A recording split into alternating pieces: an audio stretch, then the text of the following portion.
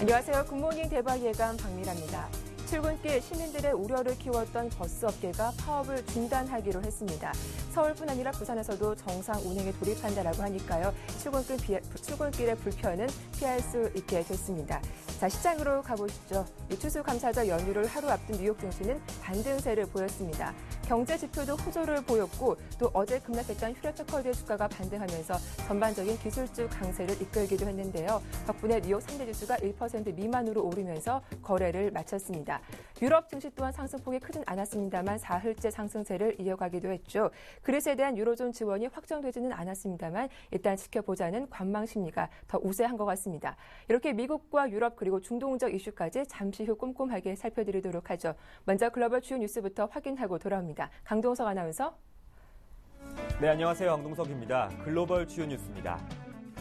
뉴욕 증시가 상승 마감했습니다. 장중 발표된 미국 경제 지표가 호전되었고 또 중동 지역 불안감도 다소 줄어들었습니다. 다만 추수감사절 휴일을 앞두고 관망세가 짙어서 상승폭은 제한됐습니다. 전날 밤 마라톤 회의에서도 유로존 재무장관들이 그리스 지원을 확정짓지 못한 것이 시장에 부담을 줬지만 독일이 유럽 재정안정기금을 증액해서 국채를 되사주는 방안을 지지하면서 오는 26일 합의 기대감이 커졌습니다. 또 오후 들어서 이스라엘과 하마스가 이집트와 미국의 중재로 전격 휴전협정에 합의하면서 지수를 끌어올렸습니다. 미국 경제지표도 좋아졌습니다. 지난주 신규 실업수당 청구 건수가 4만 1,000건 줄었고 제조업 구매 관리자 지수 예비치도 5개월 만에 최고를 기록했으며 경기 선행지수도 선방했습니다. 다우지수는 0.38% 올랐고 S&P 500 지수는 0.14%, 나스닥 지수는 0.34% 상승했습니다. 유럽 증시가 그리스의 구제금융 협상 불발에도 불구하고 미국의 경제지표 호조로 상승 마감했습니다. 이날 유럽 증시는 전날 유로존 재무장관들과 국제통화기금이 그리스 구제금융 방안에 합의하지 못했다는 소식에 하락세로 출발했습니다. 하지만 그리스 문제로 장기화한 유로존 경제 위기 상황은 차분한 대응이 필요하다는 시장 심리가 팽배해서 사흘째 상승세를 지켰습니다.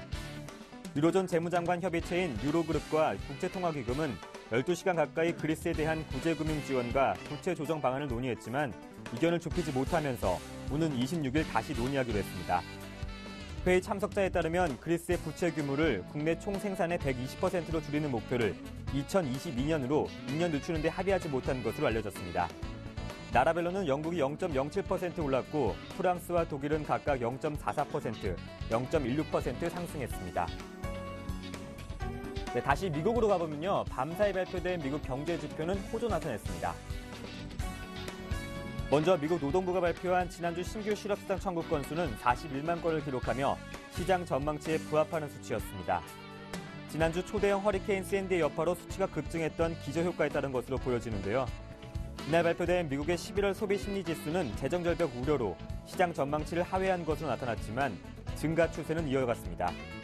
블룸버그 통신에 따르면 미국의 11월 미시건대의 소비심리 평가지수 확정치가 전월보다 소폭 오른 82.7을 기록했는데요. 이는 5년 내 최고 수준입니다. 또한 10월 경기선행지수 증가세는 기업들이 재정절벽 우려로 투자를 미루면서 전월에 비해 둔화됐지만 상승 추세는 유지했습니다. 유로존 재무장관들이 그리스의 구제금융 합의를 타결하지 못한 것으로 밝혀졌습니다. 그러면서 독일 재무장관은 독일은 그리스로 하여금 최대 100억 유로 규모의 자국 국채를 되사들이는 방안을 선호한다고 말했습니다. 22일 블룸버그 통신에 따르면 볼프강 쇼이블레 독일 재무장관은 벨기에 브뤼셀에서 열린 유로그룹 및 국제통화기금 회의에 참석한 뒤 기자회견에서 일부 국가들은 그리스 1차 구제금융 지원분에 대한 이자율 삭감을 제안했으나 독일을 이른 적절한 방안은 아니라고 보면서 그리스 국채로 할인된 가격을 되사들이는 방법을 선호한다면서 이를 위해 유럽 재정안정기금은 단기적으로 100억 유로가량 늘리는 것을 원한다고 밝혔습니다. 쇼이블레 장관은 유로존 재무장관들이 국채 환매에 동의했지만 이러한 방안이 그리스의 요구를 완전히 충족할 것인지에 대해서는 합의를 보지 못했다고 설명했습니다. 또 유럽중앙은행이 그리스 국채 매입으로 발생한 42억 유로 수익을 그리스 국채 감축에 활용하자는 일부 의견에도 반대했다고 말했습니다. 또한 앙겔라 메르켈 총리도 그리스의 부채 감축을 위해서 유럽 재정안정기금 규모를 소폭 증액할 수 있다는 입장도 밝혔습니다. 중동 불안감은 다소 줄어들고 있습니다. 이집트와 미국의 중재가 있었습니다. 이스라엘과 팔레스타인 무장 정파인 하마스가 이집트와 미국의 중재로 휴전 협상에 합의했습니다. 이로써 4년 만에 재개된 가자 지구의 교전 사태는 8일 만에 일단락됐습니다. 이집트 외무장관은 카이로에서 힐러리 클린턴 미국 국무장관과 함께 기자회견을 갖고 양측이 휴전에 합의했다고 발표했습니다. 휴전 합의에서 양측은 각각 가자 지구와 이스라엘을 상대로 한 적대 행위를 즉각 중단하기로 약속했고, 특히 하마스는 가자 지구에서 모든 팔레스타인이 로켓 공격을 하지 않는다고도 발표했습니다. 또 양측은 합의가 발효된 24시간 이후에 사람들과 물자 이동 등에 대한 세부 이행 절차를 논의키로 했습니다. 한편 이번 8일간의 교전에서 이스라엘은 1,500대 이상의 전투기를 이용한 공습을 시도했고, 이에 대해 하마스 측은 1,000발 이상의 로켓포를 이스라엘에 발사했습니다. 이로 인해 팔레스타인에서 민간인 12명을 포함한 140여 명 이상이 사망한 것으로 알려졌고, 이스라엘도 5명이 사망했습니다. 지금까지 글로벌 주요 뉴스였습니다.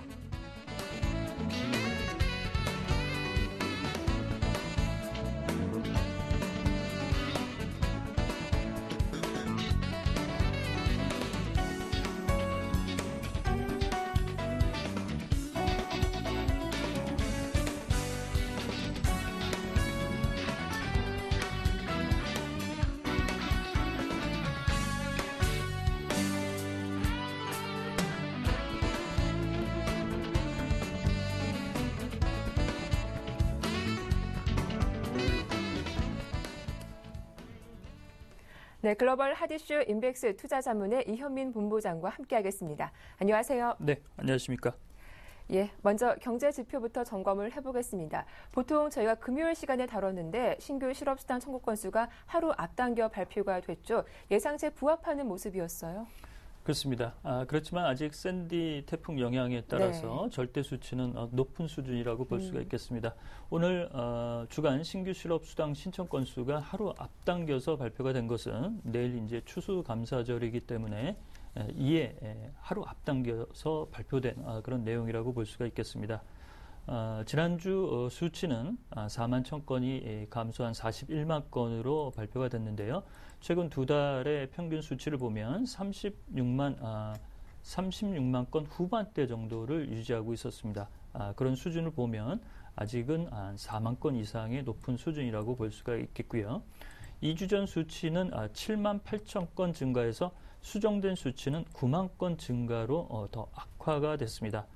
이번 태풍 샌디 여파로 인해서 전반적으로 주간 신규 실업 수당 신청 건수의 정상적인 수치는 12월 첫째 주 정도가 돼야 수치로서의 그 효용성을 좀 담보한다라고 볼 수가 있겠습니다.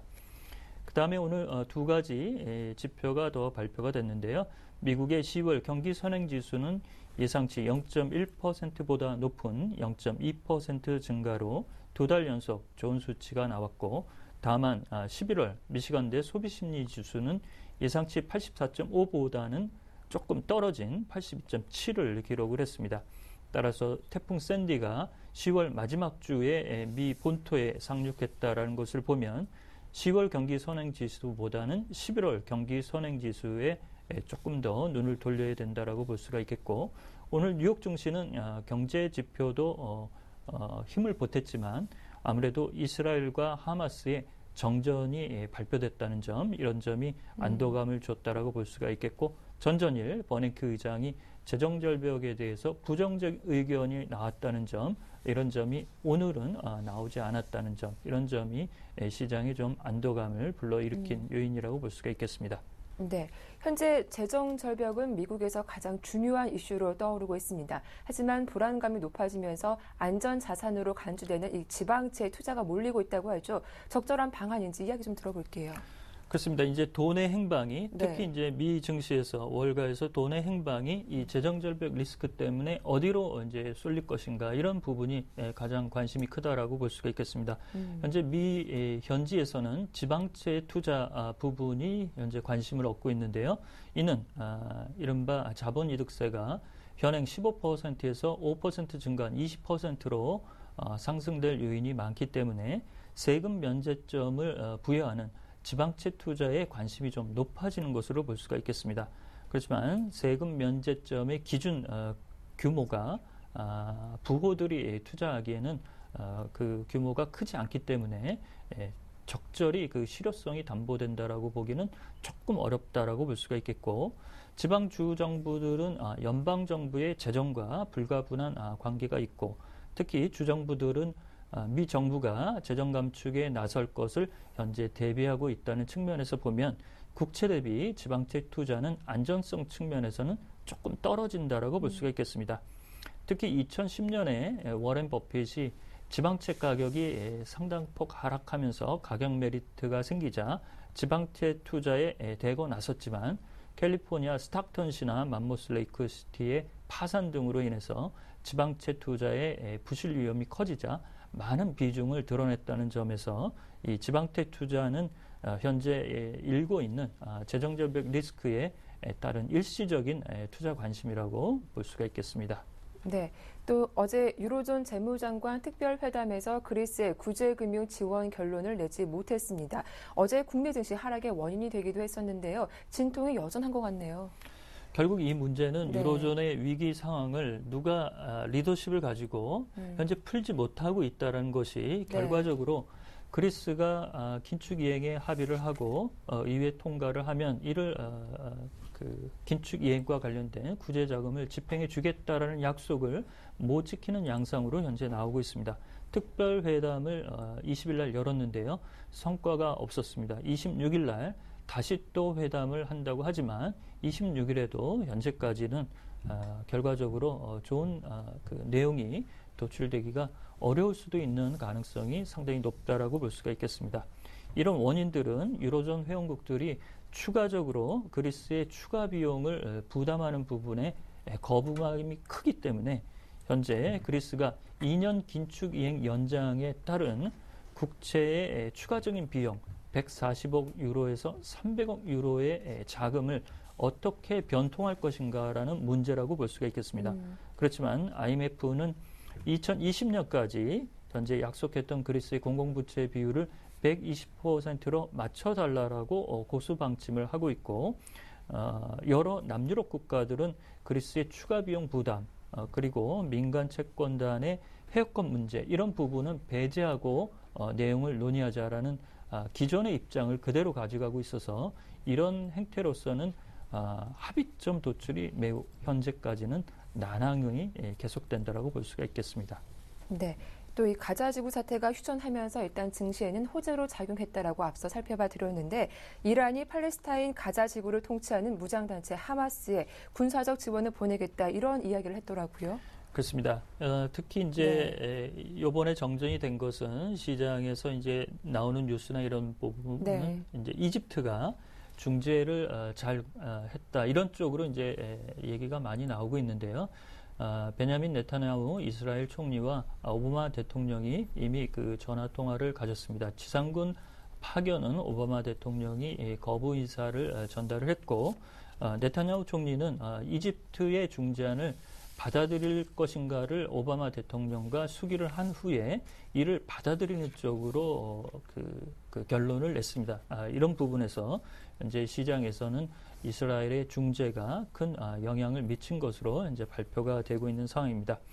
특히 이란이 현재 팔레스타인 쪽 하마스에 파즈르5 미사일을 현재 제공하고 있는데요.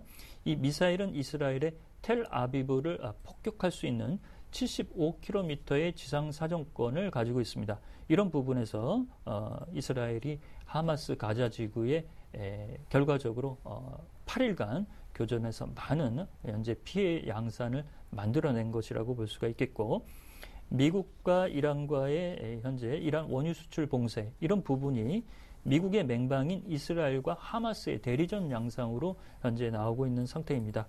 현재 힐러리 클린턴 국무장관은 어제 카이로에서 이집트의 무르시 대통령을 만났고, 오늘 네타냐후 총리와 연쇄 회담을 가질 예정입니다.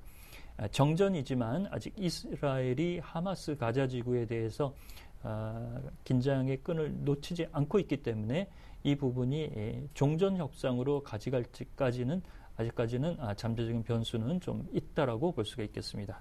네, 끝으로 프랑스 소식도 좀 간략하게 정리해 보겠습니다. 현재 프랑스 신용등급 트리플 A를 부여한 피치사가 내년에는 신용등급을 조정할 수 있다라고 밝히기도 했다고요. 그렇죠. 이제 S&P나 무디스는 전부 내렸죠. 네. 영국사인 피치만 아무래도 이제 유로존에 있는 회원국이기 때문에 피치사만 현재 조금 좀 지체하는 그런 양상인데요. 역시 20일 날 신용등급을 내린 무디스사의 내용에 따른 후속 반응으로 내년도에 프랑스의 신용등급을 다시 조정할 수 있다라는 내용을 오늘 라시디 피치 지주회사 CEO가 피치 지주회사 CEO가 이를 인터라디오 인터뷰를 통해서 현재 밝히고 있는 상황입니다.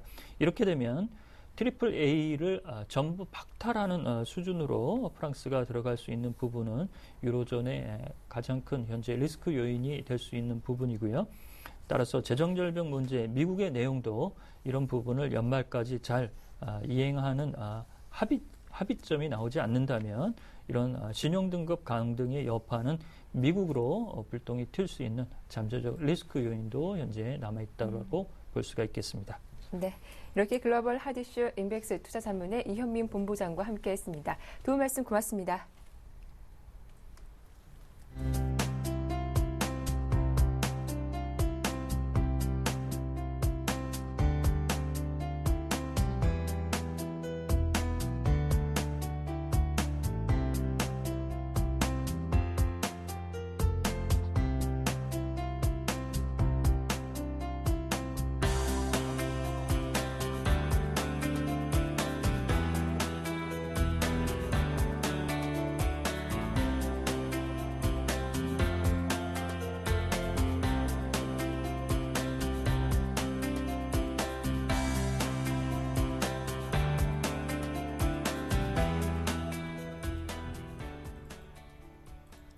네, 어제 국내 증시 마감 상황과 주요 이슈들 정리해 보겠습니다. 와이즌베스트 심기원 대표와 함께하죠. 안녕하세요. 네, 안녕하십니까. 예, 어제 국내 증시 그리스 구제금융 지급에 대한 합의가 불발되면서 아쉽게도 모두 다 약세로 마감을 했습니다. 오전장 들어서 코스피도 1900포인트 코앞까지 갔었고 코스닥 지수도 500포인트를 터치하기도 했었는데요. 종가상 아쉽게도 상승폭을 모두 반납하고 마감을 했죠. 먼저 코스피부터 확인해 주시죠. 네, 말씀해 주셨던 대로 어제장 상승 출발한 코스피 같은 경우에는 약간의 좀 악재성 재료였다는 우려감으로 하락 반전 마감하는 모습 보였습니다. 말씀해 주셨던 대로 그리스 구제 금융에 관련된 불안 시세가 높아지면서 재차적으로 투자 심리가 악화되었다라고 정리해 드릴 수가 있겠고 전일장 코스피 6.1포인트 하락 흐름 보였습니다. 0.3%대 하락세 보이면서 1884.04에서 마감하는 모습 보였고 전체적으로 투자 심리가 조금은 좀 개선되는 여지를 보였지만은 다시 한번 좀 장 막판으로 5호장 들어서 투자 심리가 급격하게 악화되었다라고 정리해 드릴 수가 있겠습니다. 하지만은 외국인과 기관의 수급에서 약간의 좀 긍정적인 코멘트가 가능하다라고 말씀드리는데 먼저 외국인과 기관 매수 상위 종목군들 흐름 보신다라고 한다면은 외국인이 삼성전자에 대해서 920억 원대 매수 우위를 기록을 하였습니다. 또한 CJ 헬로비전 그리고 현대차, 현대모비스, SK 하이닉스에 대해서 100억 원대 이상의 매수세 보였다는 거 삼성전자와 현대차, 현대모비스와 SK 하이닉스를 보시면 아시겠지만은 시총 상위 종목군 쪽으로 외국인들의 수급이 조금씩 나타나고 있다는 거 긍정적이었다라고 정리해 드릴 수가 있겠고 기관 역시나 삼성전자에 대해서 매수세 보였습니다. 또한 최근에 여러 가지 호재성 재료가 나오고 있는 NHN에 대해서도 130억 원대 매수 그리고 SK와 SK텔레콤, 현대 위아에 대해서도 기관의 매수세 들어왔다는 점 특징적이었다라고 정리해 드릴 수가 있겠고 반면에 외국인과 기관 매도세 보인 종목 같은 경우에는 삼성카드에 대해서 외국인이 230억 원대 매도 우위를 기록을 하였습니다. 또 SK텔레콤에 대해서는 기관과 반대로 98억 원대 매도 그리고 LG전자, LGU+, 포스코에 대해서 매도세 보였다는 거. 또 LG전자 같은 경우에는 그동안 좀 기대감이 많이 높았는데 외국인들의 매도세가 계속적으로 진행되는지를 체크하셔야 된다고 정리해 드리겠고 기관 역시나 LG전자에 대해서 좀 파는 모습 보였습니다. 또한 현대모비스, CJ 헬로비전, 기아차, KB금융에 대해서 매도세 보이면서 CJ 헬로비전과 현대모비스에 대해서는 외국인과 기관 엇갈린 방향 속에서 매매가 진행되었다는 점 특징적이었다라고 정리해 드릴 수가 있겠습니다. 네, 이어서 코스닥 상황도 정리를 해보겠습니다. 코스피 지수보다 코스닥의 낙폭이 더 크게 나왔는데요. 0.9% 밀리기도 했죠. 수급을 보니까 기관 쪽에서 3거래 연속 매수를 하고 있네요. 네, 우선은 코스닥 같은 경우에는 역시나 시장 변동성 확대했다는 우려감으로 좀 급락세 보였습니다. 0.9% 하락은 보이면서 492.19에서 마감하는 모습 보였고 수급 쪽으로는 기관의 매수세가 들어왔고 낮지만은 전체적으로 좀 불안감은 역시나 컸다라고 정리해 드릴 수가 있겠습니다. 따라서 코스닥 같은 경우에는 전반적으로 투자 심리 불안했다는 우려감이 나왔다라는 거 다시 한번 기억을 하자라고 정리해 드릴 수가 있겠고, 뭐 코스닥 같은 경우에는 약간 테마주들의 흐름이 약간 좀 변화되는 그런 모습 보였습니다. 따라서 장중에 투자 심리가 급격하게 변화하는 과정 속에서 관련주도 좀 급락세가 코스닥 지수의 하락을 이끌었다라는 거 역시나 기억을 하자라고 정리해 드릴 수가 있겠습니다. 네, 이어서 업종별 흐름 정리해 보도록 하겠습니다. 어제 좀 강했던 업종, 약했던 업종 어느 쪽이 있을까요? 네, 우선은 코스피 같은 경우에는 강세 업종 같은 경우에는 음식료와 전기전자, 운수, 창고 업종의 강세 흐름이 어제 전개가 되었다라고 정리해 드릴 수가 있겠습니다. 역시나 수급이 뒷받침되고 있는 업종 쪽으로 상승세 나왔다는 것. 음식료 업종 같은 경우는 외국인과 기관 동반 매수세, 그리고 전기전자 같은 경우에는 기관은 팔았지만은 외국인이 1,000억 원대 넘는 매수 우위를 기록을 하면서 전체적으로 좀 시장을 이끌어주는 그런 모습을 보였고, 반대로 약세 업종, 철강 업종의 약세 흐름이 계속적으로 나오고 있습니다. 포스코를 비롯한 대형주 중심으로 계속적으로 52주 신저가에 대한 우려감이 커지고 있다는 거, 약세 흐름에 역시나 지금 시점 추세가 형성이 되었다라고 정리해 드릴 수가 있겠고, 그 밖에 금속, 의약품, 증권, 통신 업종의 약세 흐름 보였다라는 점, 역시나 약간은 업종별 흐름에 있어서 불안감은 컸다. 그리고 또한 특징주 같은 경우 말씀드리면은 삼성전자를 들 수가 있을 것 같습니다. 삼성전자 같은 경우에는 최근에 미국 쇼핑 시즌에 대한 기대감으로 계속적으로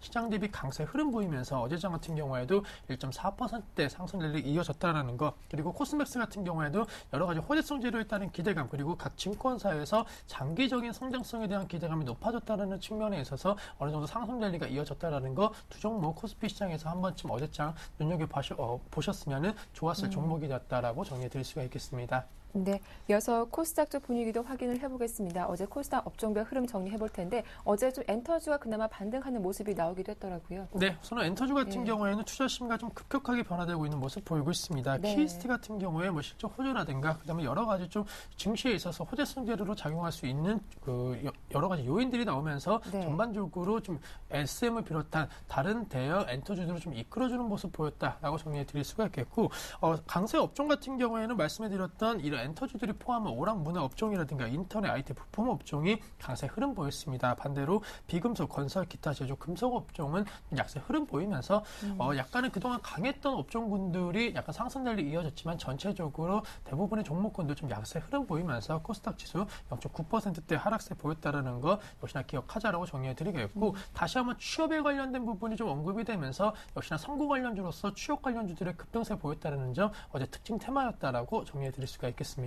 네, 이어서 오늘의 한 줄 전략 들어보도록 하겠습니다. 간밤 뉴욕 증시 때는 상승세가 나오긴 했습니다만 하지만 추수감사절 휴일을 하루 앞두고 있는 모습이기도 하죠. 오늘 국내 증시 어떤 전략 필요할까요? 네, 우선 뭐 한 줄로 요약을 해드리면 관망 심리 속에서 계속적으로 좀 상승에 대한 노력을 할 것으로 판단된다라고 말씀드릴 수가 있겠습니다. 물론 네. 눈치 보기는 계속적으로 되겠지만은 아무래도 이번 주 이후에 대한 기대감이 좀 커지고 있다라는 거, 26일 그리스 금융 지원에 대한 어느 정도 합의가 이루어질 가능성이 높다라는 거, 그리고 재정 절벽에 대해서는 미국이 다음 주부터 본격적으로 이제 협상이 좀 시작될 것으로 판단되고 있기 때문에 전체적으로 뉴욕 증시 시장을 앞두고 약간 관망 심리가 나타나겠지만은 그래도 계속적으로 상승 추세에 대한 노력을 할 것으로 판단되고 있고, IT 관련된 부분에 있어서 종목군들이 어떻게 움직이냐가 상당히 중요할 것으로 판단되고 있습니다. 따라서 미국의 쇼핑 관련된 쇼핑 시즌에 대한 관련 수혜주들이 어떻게 움직이냐에 따라서 우리나라 증시도 역시나 영향을 받을 수 있다는 거, 전기전자 업종의 상승 랠리가 이어지는지가 코스피 지수를 비롯한 우리 증시의 상승 원동력이 될 수 있을 것으로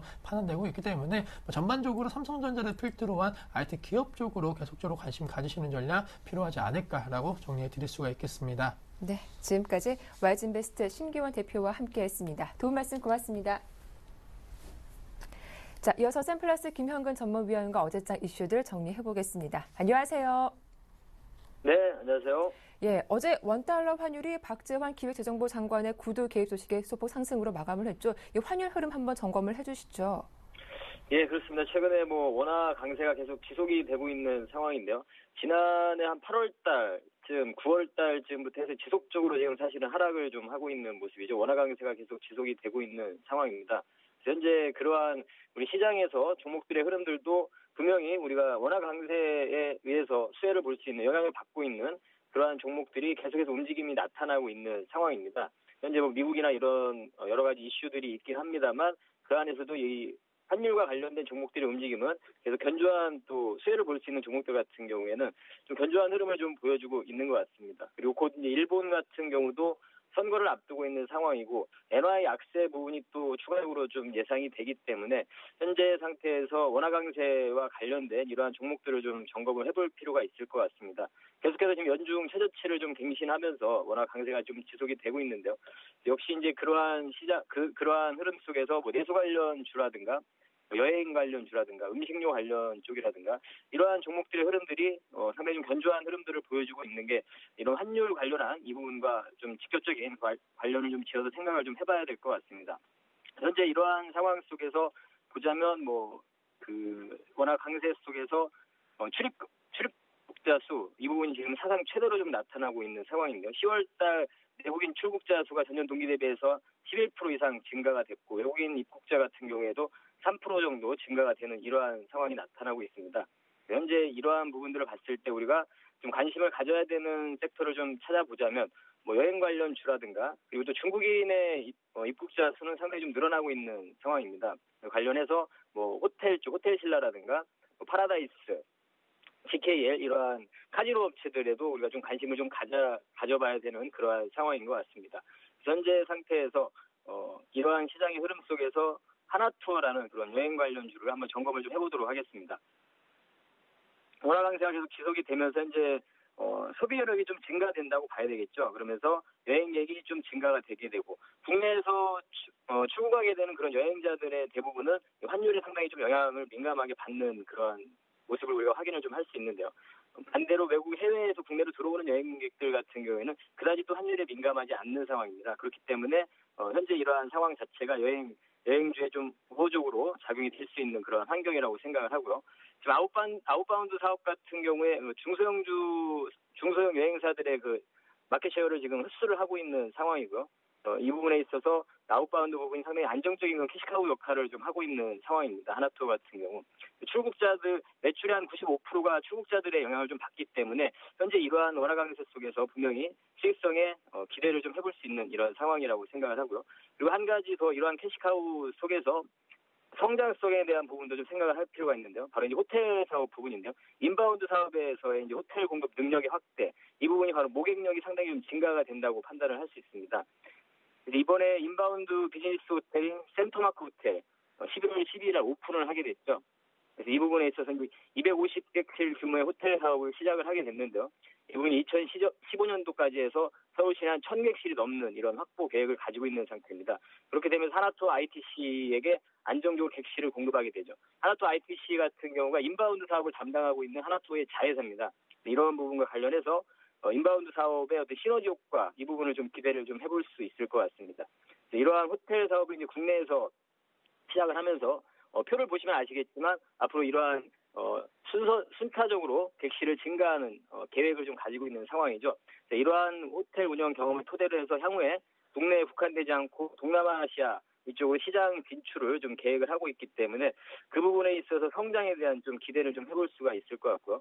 이러한 호텔 사업의 본격화 이 부분이 좀 진행이 되면서 밸류에이션에 대한 그런 매력적인 부분도 더 우리가 생각을 좀 해봐야 될 것 같습니다. 그 부분이 더 부각이 될 가능성이 있다고 생각을 합니다. 그래서 이러한 부분으로 인해서 4분기 때 실적적인 부분도 3분기 실적도 양호했고요.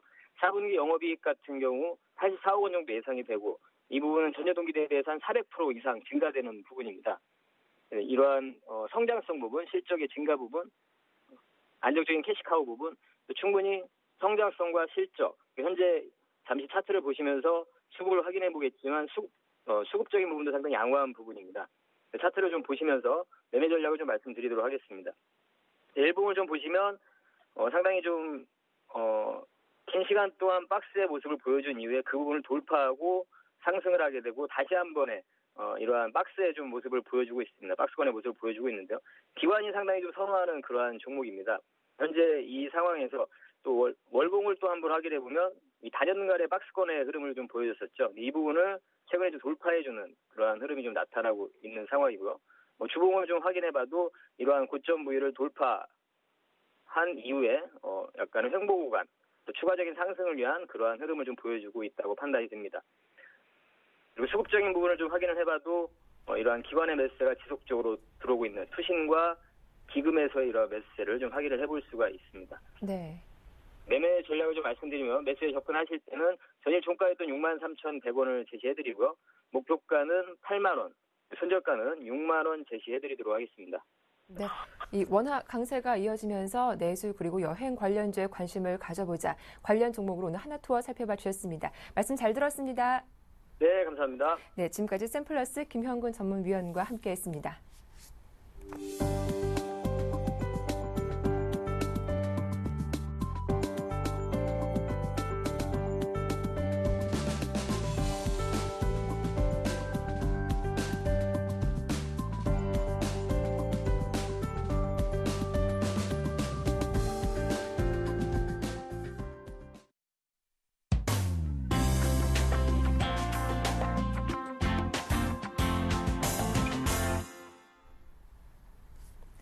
네, 이어서 평택총련 정호영 전문가와 함께 오늘장 승부 전략 짜보겠습니다. 안녕하세요. 네, 안녕하세요. 예, 어제 오전장에서 상승세를 보이던 국내 증시가 오후장 들어서 그대로 밀렸습니다. 전형적인 전강 후 약의 모습을 보여주기도 했는데요. 간밤 뉴욕 증시, 그리스에 대한 불안감에도 불구하고 강보합권에서 거래를 마쳤더라고요. 오늘 국내 증시 좀 호재로 작용할 수 있을까요? 네, 오늘 나름대로 호재로 작용할 것 같습니다. 네. 다만 제가 어제 그랬었죠. 1890선 이상은 좀 거품이다 이렇게 말씀드렸었잖아요.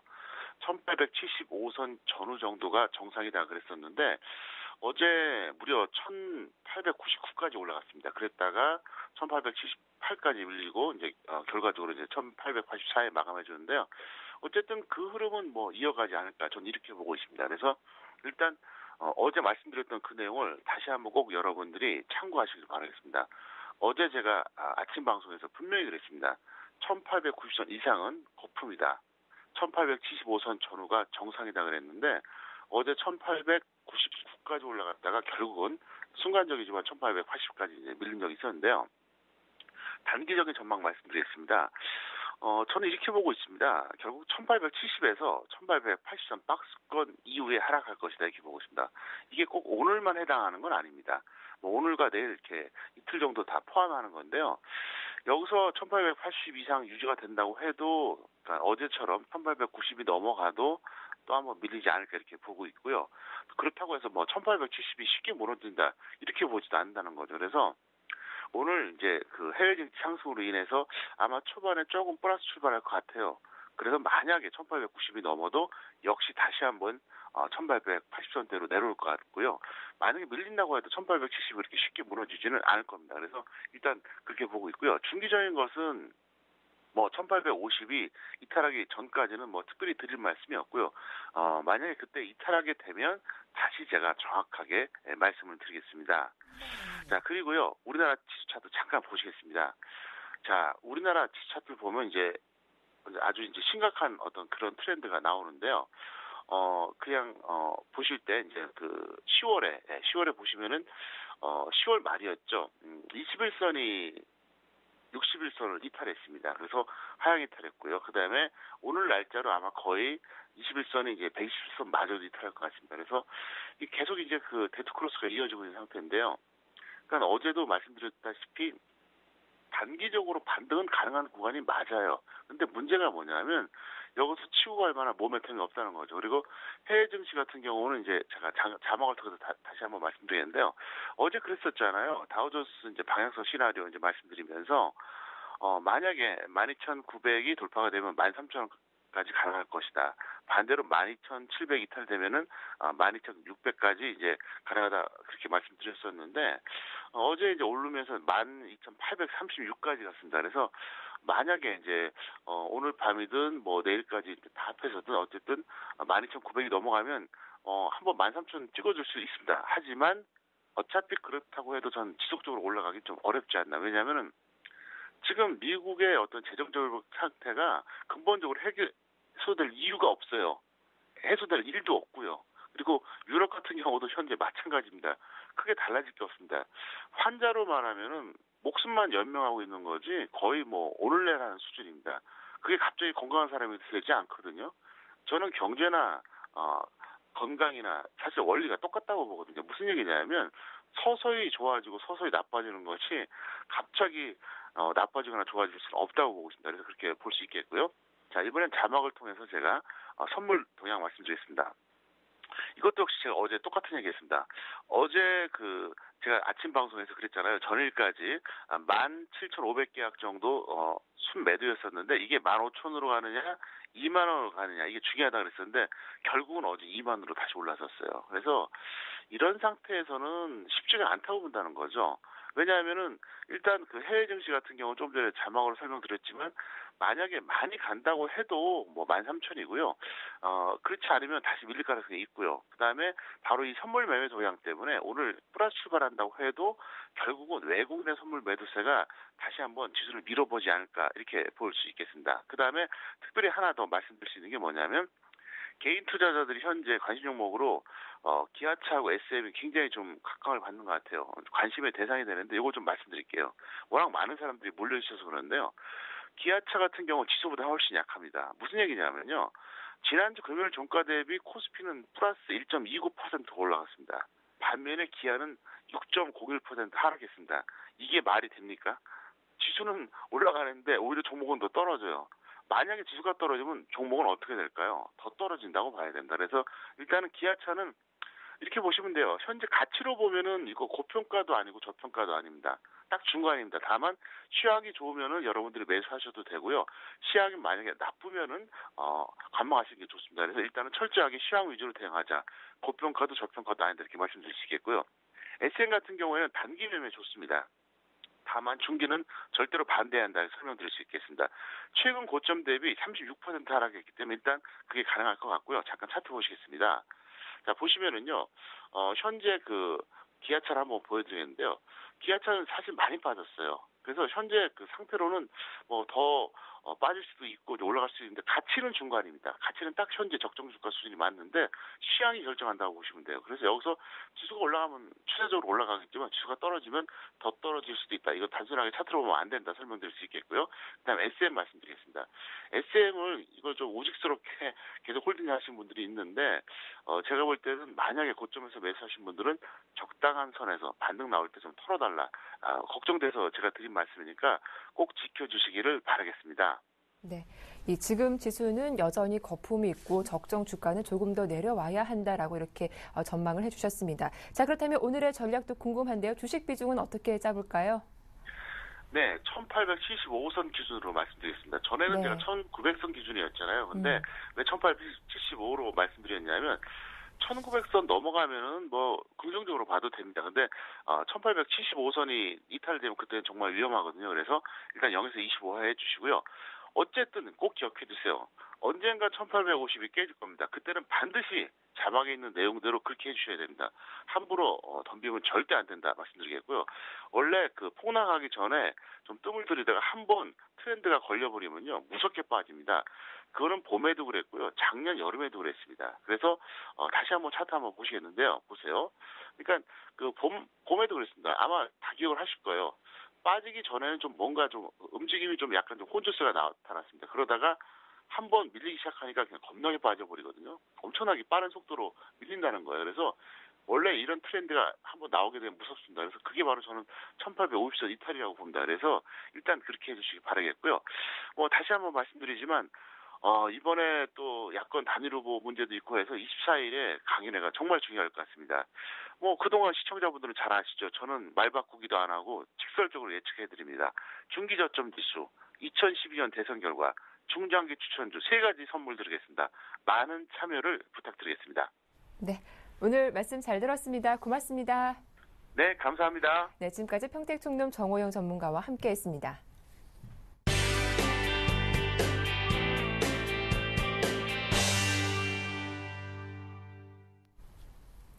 네, 이슈앤이슈 오늘 순서는 서울경제신문 증권부의 서은영 기자와 함께하겠습니다. 안녕하세요. 안녕하세요. 네, 대형마트 등 대규모 유통업체의 의무 휴업일을 월 3일까지 늘리고 그리고 영업시간 제한을 4시간 확대하는 법안이 논란 끝에 어제 국제법제사법위원회에 상정됐습니다. 오늘 본회의가 남아있긴 하지만 이 같은 시도 자체로도 유통업체 반발이 만만치 않을 것 같은데요. 네, 법사위는 어제 전체 회의를 열어 유통산업발전법 개정안을 상정했습니다. 유통법 개정안은 대형마트의 영업시간 제한을 현행 자정부터 오전 8시에서 밤 10시부터 오전 10시까지로 4시간 연장하고 매월 1회 이상 2일 이내인 의무휴업일도 3일 이내로 늘리는 내용을 담고 있습니다. 새누리당은 유통법 처리에 반대하고 있어 개정안이 국회 본회의를 통과할지는 아직 지켜봐야 합니다만 유통업계는 망연자실한 모습입니다. 강제법이 아닌 자율 합의를 통해 골목 상권과 상생하는 유통시장을 만들려는 시도 자체가 무의미해졌기 때문입니다. 오히려 대형마트와 거래하는 농어민과 영세상인들은 자신들의 생존권이 위협받게 됐다며 반대 목소리가 거센데요. 농어민과 대형마트 내 영세상인들이 유통법 개정안 반대에 힘을 보태면서 그간 대형마트 중소상인 정부 3자 간에 논의되던 대형 유통업체 영업규제 논란이 한층 가열될 전망입니다. 네. 이번 법사위에서는 택시를 대중교통으로 인정하는 법안도 통과가 됐죠. 이 버스업계가 자정부터 무기한 운행 중단에 들어가기도 했었는데 어떤 내용의 법안입니까? 네, 어제 법사위에서 택시를 대중교통으로 인정하는 내용을 담은 대중교통 육성 및 이용 촉진에 관한 법률, 일명 택시법 개정안이 의결됐습니다. 개정안은 택시를 대중교통에 포함시켜 적자에 대해 정부로부터 보전받을 수 있는 근거를 마련했습니다. 택시가 버스 전용 차로에 진입할 수 있게 한 내용은 지난 15일 국토회의이 논의 당시 빠졌었는데요. 개정안 처리에 반대해온 전국버스운송사업조합연합회 등 버스업계는 지난 20일 국회 법사위에 법안을 상정만 해도 버스 운행을 전면 중단하겠다라는 결의 내용을 밝히기도 했었습니다. 서울버스의 경우 도시 수송 분담률이 2009년 기준으로 31.07%에 달하는데요. 지하철 철도보다는 4%포인트가량 낮지만 택시보다 4배 이상 높으면서 승용 승합차와 비교해도 4%포인트 이상 우세합니다. 연합회는 어제 성명에서 그동안의 경고에도 불구하고 법사위가 전국버스 노사의 요구를 끝내 묵살한 것은 정치권이 국민 불편을 전혀 안중에 두지 않은 것이다라고 비판하기도 했습니다. 네, 우려됐던 버스 파업이 1시간 전에 일단락됐습니다. 서울, 경기, 인천, 부산 등 시내버스가 현재 정상 운행되고 있다고요? 네, 오늘 오후 6시 20분부터 일부 정상 운행이 됐었고요. 지금 현재는 완전히 정상 운행되고 있습니다. 아무래도 간밤에 여론을 의식한 것이 아닌가 하는 판단이 좀 드는데요. 일단은 서울의 경우에는 버스 전용차로 일반 차들도 운행할 수 있게끔 어제 변경됐었는데 지금 현재는 다시 버스 전용차로로 구간이 다시 변경됐습니다. 이 점 참고하시면 되겠습니다. 네, 다음 소식입니다. 서울시가 전세난 차단을 위해서 강남권 재건축 아파트의 사업 인허가 시기 조정을 카드를 꺼내들었다고 합니다. 자세한 내용 살펴봐 주시죠. 네, 서울시가 국내 최대 재건축 단지인 송파구의 가락시형 재건축 단지를 시작으로 강남권 재건축 아파트 사업 인허가 시기 조정에 나설 전망입니다. 실제로 사업 시기가 조정될 경우 가락시형은 물론 강남 전역의 대형 재건축 단지 수익성에 타격을 받을 것으로 예상됩니다. 이와 관련해 최근 서울시는 강남권 전세 가격이 폭등하자 송파구청으로부터 가락시형 아파트의 이주 규모와 전월세 현황을 정기적으로 보고받고 있습니다. 가락시형 재건축 단지의 사업 시행 인가안은 지난달 송파구청에 제출된 상태로 조만간 서울시의 건축 심의 요청안이 올라갈 예정입니다.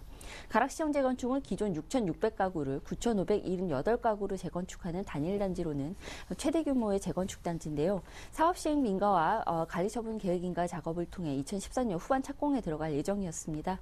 송파구에 따르면 2008년부터 사전 이주를 시작했으며 현재 3,600여 가구가 이미 이주했고 또 3,000가구가 남아 있습니다. 네, 이번 심의 결과에 따라서 재건축 사업 시기 자체가 변경될 가능성도 커 보이는데 피해 소지는 없는 겁니까? 네, 지금 아무래도 시기 조정 가능성 좀 제기되면서 강남 재건축 단지 10곳 정도가 초비상이 걸렸습니다. 심의 결과에 따라서 시기 조정 대상에 포함되면 인허가가 1년가량 지연될 수 있고요. 이 경우 심각한 타격이 불가피하기 때문입니다. 전문가들은 조합 비용 상승과 조합원들의 대출 이자 문제 등으로 큰 손실을 입을 것으로 내다보고 있습니다. 게다가 재건축 초과 이익 환수제가 부활할 예정이어서 2014년까지 관리처분 인가를 받지 못하면 이익을 세금으로 내놓아야 하는 불이익까지 감수해야 합니다.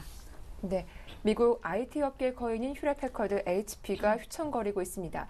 부진을 탈출하기 위해서 대규모 인수합병에 나섰지만 이것이 득이 되기는커녕 대형 악재로 돌변했다고 하죠. 어떤 이유 때문인지 살펴봐 주시죠. 네, HP는 지난해 110억 달러를 주고 인수한 영국계 소프트웨어 업체인 오토노미에서 심각한 회계상 오류가 발생했다라고 어제 발표를 했습니다. 그러면서 지난 10월 종료된 회계연도 4분기에 88억 달러, 우리 돈으로 약 9조 5,300억 원인데요. 이 정도 정도를 손실 처리했다고 밝혔습니다.